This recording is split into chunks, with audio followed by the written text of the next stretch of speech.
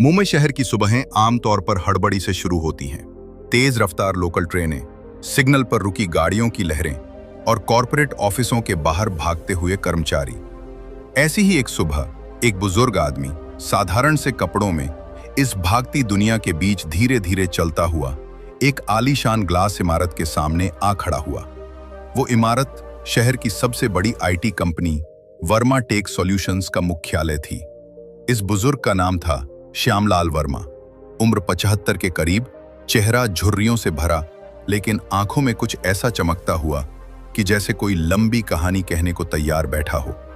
उन्होंने एक सफेद सूती धोती और नीला कुर्ता पहन रखा था, चप्पलें घिसी हुई थीं और एक पुराना सा झोला कंधे पर टिका था।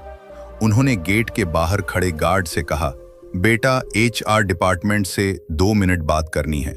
गार्ड ने उन्हें ऊपर से नीचे तक देखा और बिना किसी झिझक के बोला, बाबा, यहाँ किसी से मिलने के लिए अपॉइंटमेंट चाहिए होता है।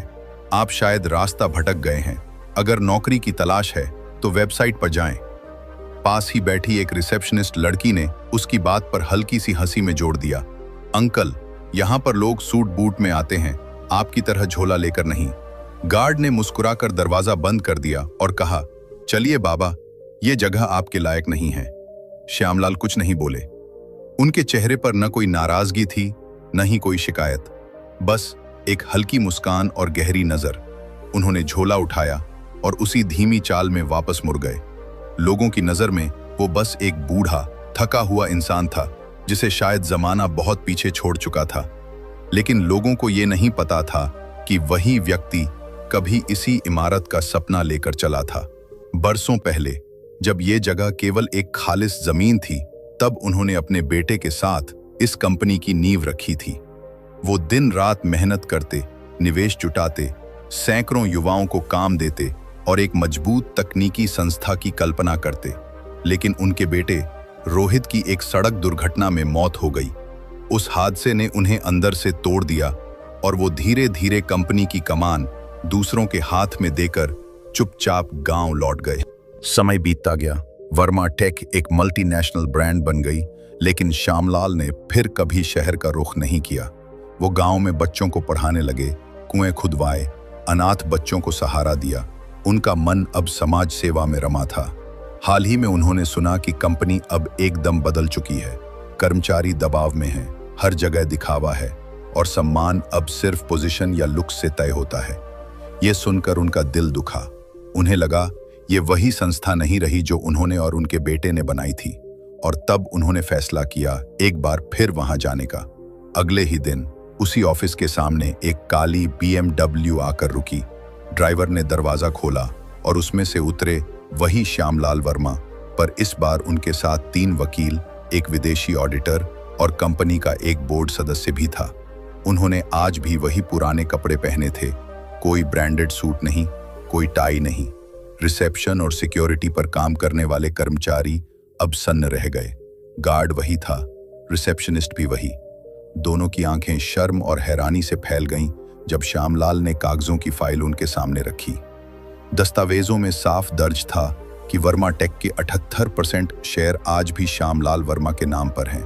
वो सिर्फ इस कंपनी के संस्थापक नहीं, बल्कि आज भी इसके मालिक हैं।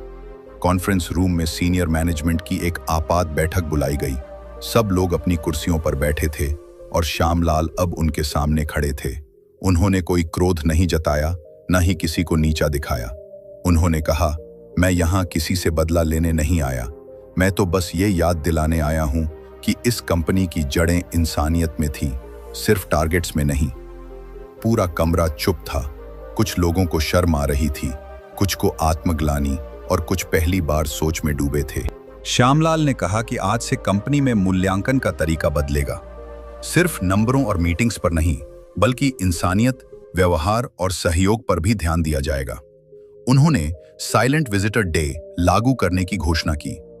एक दिन हर महीने जब कोई भी अनजान व्यक्ति बिना पूर्व सूचना कंपनी में आएगा और यह देखा जाएगा कि उससे कैसा व्यवहार किया जाता है। गार्ड जो कल उन्हें रोक रहा था, वह रोते हुए उनके पास आया और बोला, सर, मैं माफी चाहता हूं, मैंने बहुत बड़ी गलती की। वह अपने इस्तीफे के कागज लेकर आया था। श्यामलाल ने मुस्कुराकर उसका हाथ थामा और कहा, बेटा, इस्तीफा नहीं चाहिए, बस सोच बदलनी चाहिए। आज से तुम मेरे निजी सुरक्षा सहायक हो। उसी शाम कंपनी की वेबसाइट पर नया विजन स्टेटमेंट डाला गया। हम सिर्फ टेक्नोलॉजी नहीं, इंसानियत गढ़ते हैं। रात को श्यामलाल होटल की बालकनी में खड़े होकर शहर की लाइट्स देख रहे थे। उन्होंने अपने बेटे की तस्वीर जेब से निकाली, चूमा और कहा, बेटा, अब तेरी कंपनी फिर से तेरे मूल्यों पर चल पड़ी है। अगली सुबह वो फिर उसी ऑफिस में पहुंचे।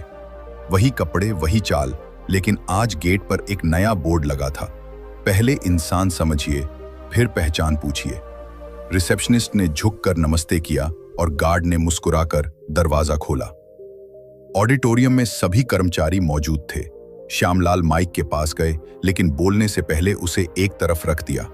फिर उन्होंने धीरे से कहा, हम सब एक दिन बूढ़े होंगे। क्या हम तब भी आदर पाने के लायक समझे जाएंगे, या हमारी पहचान केवल हमारी पोजीशन और पहनावे तक ही सीमित रह जाएगी?